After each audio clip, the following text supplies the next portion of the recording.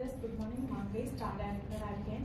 So நான் stage வரதுக்கு முன்னாடி வந்துட்டு டிஎன்பிஎஸ்சி எக்ஸாமுக்கு தான் வந்துட்டு ப்ரிப்பேர் பண்ணிட்டு இருந்த பர்சன். ஏன்னா வீட்டில் வந்துட்டு கவர்மெண்ட் ஜாப்க்கு பொண்ணுங்க பண்ணதான் வந்துட்டு லைஃப் செட்டில் ஆகும். ஸோ வந்துட்டு ப்ரைவேட் ஜாப் கூட வேண்டாம் அப்படின்னு தான் சொல்லிட்டாங்க. சரி ஓகே டிஎன்பிஎஸ்சிக்கே ட்ரை பண்ணலாம் அப்படின்னு சொல்லிட்டு ட்ரை பண்ணிட்டு இருந்தேன். 2 இயர்ஸாக வந்துட்டு 1 மார்க்கில் மட்டுமே போயிடும். அதுக்கப்புறம் சரி அக்ரி வந்துட்டு பார்க்கலாம் அப்படின்னு சொல்லிட்டு அக்ரி வந்துட்டு ஒரு நியர்பை 1.5 இயர்ஸாக வந்துட்டு பண்ணிட்டு இருந்தேன். அறுவடை ஆகிற ஸ்டேஜில் என்ன நேரமா தெரியாது எங்களோட ஃபுல்லாகவே ஃப்ளாப் ஆயிடும். அதுக்கு முன்னாடி மாதம் வரைக்குமே வந்துட்டு ஒரு ஆவரேஜாக தக்காளியை எடுத்துக்கினாலும் 20 ரூபா 30 ரூபாய்க்கெல்லாம் போகும். ஆனால் நாங்கள் அறுவடை பண்ணுற டைமில் 3 ரூபாய் 4 ரூபாயே அதிகமான இதாக இருக்கும். நிறைய டைமில் வந்துட்டு அது போய் கொட்டுற ஸ்டேஜ் எல்லாமே வந்திருக்கு. ஏன்னா யாருமே வாங்க மாட்டாங்க. ஸோ அப்படி எல்லாமே போயிட்டு இருந்தது. எனக்கு இந்த வாய்ப்பு வந்துட்டு புவனேஸ்வரி சிஸ்டர் கிரவுண்ட் டைரக்டர் மூலியமாக தான் கிடைச்சது. ட்ரைனிங் 7 மணிக்கு அட்டன் பண்ணியிருந்தேன். ஸோ பிடிச்சிருந்தது. ப்ராடக்ட்டை வாங்கினா நம்மளுக்கு இன்கம் அப்படின்னு சொல்கிறாங்களே, சரி ட்ரை பண்ணலாம் அப்படின்னு சொல்லிட்டு ட்ரை பண்ணதான். அதுக்கு முன்னாடி நிறைய நெட்வொர்க் மார்க்கெட்டிங் பண்ணியிருக்கேன். நிறைய பிளேஸில் எனக்கு அமௌண்ட்டுமே ஒரு 40,000 நிறைய லாஸ் ஆகிருக்கு. சரி இதில் வந்துட்டு ப்ராடக்ட்டை வாங்கினா இன்கம் அப்படின்றப்போ ட்ரை பண்ணலாம் அப்படின்னு சொல்லிட்டு வந்த பிளேஸ் தான். ஃபர்ஸ்ட் மந்த்தே வந்துட்டு 8% வந்துட்டு ரீச் ஆகிட்டேன். எனக்கு சர்டிஃபிகேட் எல்லாம் கொடுத்துட்டு நிறைய அப்ரிஷியேட் பண்ணியிருக்காங்க. ஆனால் எனக்கு அப்போ இந்த பிஸ்னஸ் வந்துட்டு அவ்வளோ சீரியஸாக வந்துட்டு நான் எடுக்கவே இல்லை. நிறைய பேர் வந்துட்டு ஒரு டவுன்லைன் எவ்வளோ நாள் வந்துட்டு ஃபாலோ பண்ணுவாங்க, ஒரு பர்சன் இன்ஆக்டிவாக இருக்காங்க அப்படின்னா மேக்ஸிமம் 1 மந்த் 2 மந்த் இல்லை அதிகபட்சம் ஒரு 5 மாதம் ஃபாலோ பண்ணுவாங்க. ஆனால் போனாக்கே நான் ஃபாலோ பண்ணது 1.5 வருஷமாக வந்துட்டு ஃபாலோ பண்ணிகிட்டே இருந்தாங்க. சிஸ்டர் நீங்கள் ட்ரை பண்ணுங்க அப்படின்ற மாதிரி சொல்லிட்டு இருப்பாங்க. ஆனால் எனக்கு ப்ராடக்ட் குவாலிட்டி பிடிச்சதுனால நான் 2 மாதத்துக்கு ஒரு டைம் வந்துட்டு ப்ராடக்ட்டை வாங்கிட்டே இருப்பேன். வீட்டில் வந்துட்டு இது நீ செய்யாத பண்ணாத அப்படின்னு சொல்லிட்டே இருப்பாங்க. அக்ரிலி ஏகப்பட்ட கடன் வரவும் ஃபேமிலியில் வந்துட்டு நிறைய ப்ராப்ளம் வர ஸ்டார்ட் ஆயிடுச்சு. ஸோ நான் தங்கச்சி அம்மா எல்லாருமே வந்துட்டு வெளியே வர ஸ்டேஜ் ஆயிடுச்சு. அப்பா வந்துட்டு போயிருங்க அப்படின்னு சொல்லிட்டாரு. ஸோ இப்போ வரைக்குமே நியர்பை ஒரு 2 இயர்ஸாக வந்துட்டு பாட்டி வீட்டில் தான் இருக்கும். அது வந்துட்டு ஏன்னா அதிகமாக கடன் ஆனதுனால இந்த கடனெல்லாம் எங்களால் வந்துட்டு இது பண்ண முடியாது அப்படின்னு சொல்லிட்டு அனுப்பிட்டாங்க. அப்போதான் எனக்கு லைஃபோட சீரியஸ்னஸே வந்துட்டு தெரியுது. அதுக்கு முன்னாடி வரைக்கும் நம்மளுக்கு யாராவது வந்துட்டு இப்போ மொபைல் ரீசார்ஜ் பண்ணுறதுக்கே வந்துட்டு பேரண்ட் யாராவது பண்ணி கொடுப்பாங்க இல்லையா. நம்ம போட்டு விடல அப்படின்னாலும் நான் அழுவேன். எனக்கு வந்துட்டு எனக்கு கண்டிப்பாக ரீசார்ஜ் பண்ணி கொடுக்கணும் அப்படின்னு சொல்லிட்டு அழுவேன். அது 2 ஜிபிக்கு எனக்கு போடணும் அப்படின்னு சொல்லிட்டுமே நான் சண்டை போடுவேன். அவங்க என்ன பண்ணுவாங்க, சரி அழுகிறாங்க அப்படின்னு சொல்லிட்டு போட்டு விட்டுருவாங்க. ஆனால் அது வெளியே வந்ததுக்கு அப்புறம் தான் வந்துட்டு ஓகே இனிமே நம்ம என்ன பண்ண போகிறோம் அப்படின்னு சொல்லிட்டு பார்த்தா போய் நிறைய கம்பெனிஸ்ல இன்டர்வியூ அட்டன் பண்ணேன். கரியர் கேப் இதாக இருக்குது, என்ன பண்ணிட்டு இருந்தீங்க நான் அப்படி பார்த்தேன்னா யாரும் அக்செப்ட் பண்ணிக்கவே இல்லை. டிஎன்பிஎஸ்சினாலும் இது பண்ணல. சரி அதுக்கப்புறம் என்ன பண்ணலாம் அப்படின்னு சொல்லிட்டு இருந்தப்போ தான் சரி அகைன் நம்ம வெஸ்டேஜை ட்ரை பண்ணி பார்க்கலாம். ஏன்னா இவங்க தான் இவ்வளோ ப்ரூஃப் அனுப்புகிறாங்களே. அதே மாதிரி நான் வெஸ்டேஜ் வந்துட்டு பண்ணாமல் இருந்ததுக்கு இன்னொரு ரீசனும் எப்படி ஒரு பர்சனால இவ்வளோ பர்டிகுலர் பீரியடில் 4 லட்சத்துக்கு மேலே சம்பாதிக்க முடியும். ஏன்னா என் மாமா வந்துட்டு ஐடி ஃபீல்டில் இருக்காங்க. ஸோ இயர்ஸில் தான் வேலை பார்க்குறாரு. அவரே வந்துட்டு இவ்வளோ வருஷத்துக்கு அப்புறம் 4 லட்சம் சம்பாதிக்கிறாரு. ஆனால் நம்மளால எப்படி இவ்வளோ ஷார்ட் பீரியட்ல இவனால 4 லேக் இது பண்ண முடியுது. ஒருவேளை ஃபேக் ஆகிட்டா திரும்பி பழைய பிளேஸில் வந்துட்டு அமௌண்ட் லாஸ் ஆன மாதிரி லாஸ் ஆகிட்டா என்ன பண்ணுறதுன்னு சொல்லிட்டு அதுவும் ஒரு பயத்திலேயே வந்துட்டு வெஸ்டேஜ் வந்துட்டு நான் விட்டேன். அதுக்கப்புறம் சரி இவங்க இவ்வளோ தூரம் வந்துட்டு அனுப்பிட்டு இருக்காங்களே ட்ரை பண்ணலாம் அப்படின்னு சொல்லிட்டு வந்தது தான். இப்போ வரைக்குமே வந்துட்டு வெஸ்டேஜ் விட்டுறணும் அப்படின்ற மைண்ட் செட் எனக்கு வந்துட்டு சுத்தமாக கிடையாது. ரீசன் என்னன்னா நிறைய கமிட்மெண்ட்ஸ் அப்படின்றது வந்துட்டு எனக்கு வந்துக்கிட்டே இருக்கு. இப்போ 12 லேக் மேலே வந்துட்டு கடன் இருக்கு. ஸோ தங்கச்சி வேலைக்கு போகல.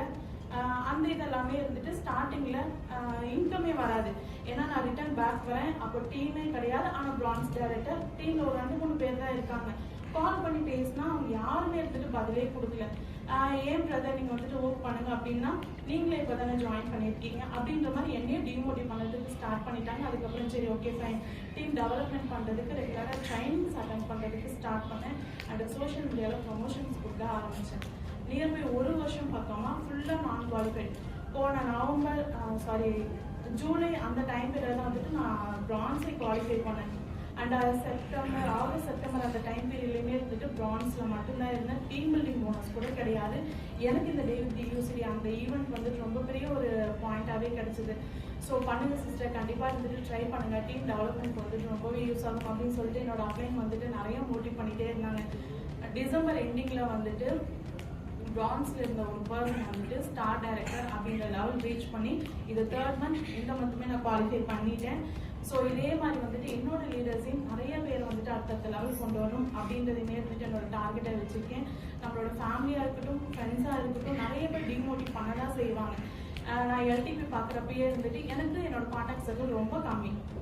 நான் வந்துட்டு என்னோட பிளான் ஓகே நம்ம ஃப்ரெண்ட்ஸ் இத்தனை பேரை இது பண்ணுறோம் அப்படின்னா நம்ம இன்னும் நல்ல இன்கம் ஏர்ன் பண்ணிடலாம் அப்படின்னு சொல்லிட்டு நான் போய் அடுத்த நாள் அப்ரோச்சஸ் கொடுக்குறேன், இன்விடேஷன் கொடுக்குறேன், இது மாதிரி ஒரு பார்ட் டைம் ஜாப்ல நான் ஜாயின் பண்ணியிருக்கேன் அப்படின்னு சொல்லிட்டு ஒருத்தர் கூட ஜாயின் ஆகல.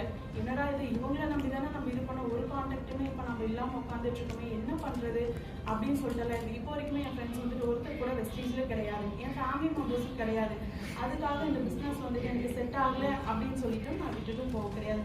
ரீசன் என்னன்னா, நிறைய பேர் வந்துட்டு இப்போ ரீசன் சொல்றாங்க, எனக்கு டைம் கிடையாது, என் பேரண்ட் வந்துட்டு வேண்டாம்னு சொல்லிட்டாங்க, என் வீட்டில் வந்துட்டு வேண்டாம்னு சொல்றாங்க அப்படின்னு சொல்லிட்டு நம்மளோட நீட் என்ன அப்படின்றது நம்மளுக்கு தான் தெரியும், கரெக்டுங்களா?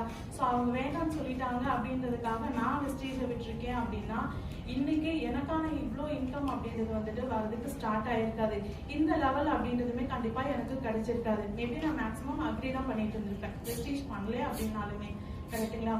ஸோ ஃபேமிலியோட கமிட்மெண்ட்ஸ் எல்லாம் நிறைய இருக்கனால இன்னும் கொஞ்சம் வந்துட்டு நம்ம ட்ரை பண்ணணும் அப்படின்னு சொல்லிட்டு இது பண்ணிட்டு இருந்தேன். அண்ட் வந்துட்டு ஏப்ரலில் நடந்த அவார்ட் ஃபங்க்ஷன் எனக்கு ரொம்ப பெரிய ஒரு பேக் போனாவே வந்துட்டு இருந்தது. ஸோ டேர்னிங் பாயிண்ட்டும் கூட அது.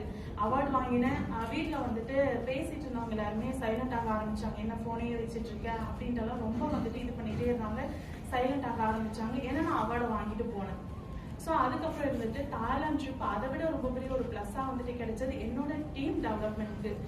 ஸோ தாய்லாந்து போயிட்டு வந்ததுக்கப்புறம் டீம் வந்துட்டு கொஞ்சம் கொஞ்சமாக க்ரோ ஆக ஸ்டார்ட் ஆனது. ஃபாலோவில் வச்ச லீடர்ஸ் எல்லாருமே வந்துட்டு ஒர்க் பண்ண ஸ்டார்ட் பண்ணாங்க. ஏன்னா நம்மள வந்துட்டு ஃப்ரீயாக யாருமே வந்துட்டு இது பண்ண மாட்டாங்க, சும்மா இத்தனை பேரையும் கூட்டிகிட்டு போக மாட்டாங்க இல்லையா? ஸோ அதெல்லாமே பிக்சர்ஸ் எல்லாம் ஷேர் பண்ண ஓகே சிஸ்டர் நானும் பண்ணுறேன்னு சொல்லிட்டு ஃபாலோவில் இருந்த லீடர்ஸ் எல்லாமே ரெகுலராக ஒர்க் பண்ண ஸ்டார்ட் பண்ணாங்க. அடுத்தது வியட்நாம் ட்ரிப்மே இருந்துட்டு எலிஜிபிளாக இருக்கேன். ஸோ டீமில் இருக்கவங்க எல்லாருமே இருந்துட்டு முன்னாடி விட நல்லா வந்துட்டு பூஸ்டப்பாக வந்துட்டு பண்ண ஆரம்பிக்கிறாங்க. நாம் என்ன பண்ணுறோமோ நம்ம டவுன்லைன்ஸ் வந்துட்டு அப்படி தான் பண்ணுவாங்க.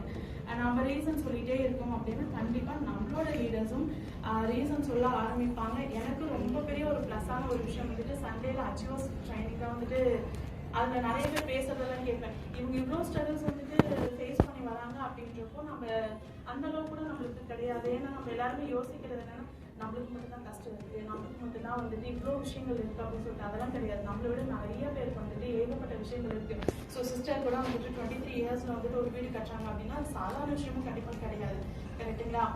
40 வயசு வரையுமே நிறைய பேர் வந்துட்டு ஆக்டிவ் இன்கம்ல தான் வந்துட்டு வேலை பார்த்துட்டு இருக்காங்க. ஸோ அது மாதிரி எல்லாம் இருக்கனால அச்சீவ்ஸ் ட்ரைனிங் வந்துட்டு நிறைய பேர் பேசுறதெல்லாம் கேட்டு எனக்கு அதே வந்துட்டு ஒரு பூஸ்டப்பாக இருக்கும். எங்கெல்லாம் நான் டவுன் ஆகணும் அந்த இடத்துலலாம் எனக்கு அச்சீவ்ஸ் ட்ரைனிங் வந்துட்டு ரொம்ப பெரிய ஒரு ப்ளஸ்ஸாக இருந்தது. அதே மாதிரி நான் ரிஜெக்ட் ஏன்னா நிறைய விஷயங்கள் வந்துட்டு ரிஜெக்ஷன் ஹேண்டிலிங் எல்லாமே வந்துட்டு நான் ஹேண்டில் பண்ணியிருக்கேன். அந்த டைம் பீரியட் எல்லாமே கிரீஷ் பிரதரோட அந்த ட்ரைனிங் எல்லாம் ரொம்ப பெரிய ஒரு ப்ளஸ்ஸாக இருக்கும். அதில் ஒரு கொஸ்டினுக்கு பலவிதமான ஆன்சர்ஸ் அப்படின்றது கிடைக்கும். ஓகே இந்த இடத்துல நம்ம இதை வந்துட்டு பேசலாம், இதை வந்துட்டு இனிமேல் இது மாதிரி ஷேர் பண்ணலாம். டவுன்லைன்ஸ் கேட்குற கொஸ்டினுக்கு என்கிட்ட 4 ஆன்சர் அப்படின்றது அந்த ஒரு ட்ரைனிங்லேயே கிடைக்கும். ஸோ இது மாதிரிலாம் தான் கிடைச்சது. அண்ட் வந்துட்டு ரொம்ப பெரிய சான்ஸ் அப்படின்றது எல்லாருக்கிட்டையுமே கிடைச்சிருக்கு. அண்ட் யாராவது சொல்கிறாங்க அப்படின்னு சொல்லிட்டு விட்டுட்டு போகிறோம் அப்படின்னா கண்டிப்பா நம்மளுக்கான லைஃப் சேஞ்ச் அப்படின்றது வந்துட்டு கண்டிப்பா அது நடக்காது. அண்ட் இது என்னோட ஃபர்ஸ்ட் ஸ்டெப் தான். இன்னும் நிறைய வந்துட்டு நான் சக்ஸஸ் பண்ணணும் அப்படின்றது என்னோட ரொம்ப பெரிய டார்கெட்டா வந்துட்டு வச்சிருக்கேன். கம்மிங் டிசம்பருக்குள்ள வந்துட்டு வீடு கட்டுற ப்ராசஸ் வந்துட்டு ஸ்டார்ட் பண்ணணும், அதுக்குள்ள வந்துட்டு இருக்கிற கடன் எல்லாம் கட்டணும் அப்படின்றதுமே ரொம்ப பெரிய ஒரு பிளானா வந்துட்டு போய்கிட்டு இருக்கு. இவ்வளோ பெரிய விஷயங்கள் வந்துட்டு செய்யலாம் அப்படின்னா ஒரு தயக்கம் எல்லாம் எனக்கு வந்துட்டு ஸ்டார்டிங்ல இருந்தது, என்னடா இது இவ்வளோ பெரிய இதை வந்து நம்ம இதில் கொடுத்துட்டாங்களே அப்படின்னு சொல்லிட்டு. ஆனால் எனக்கு இப்போ கொஞ்சம் மாசமா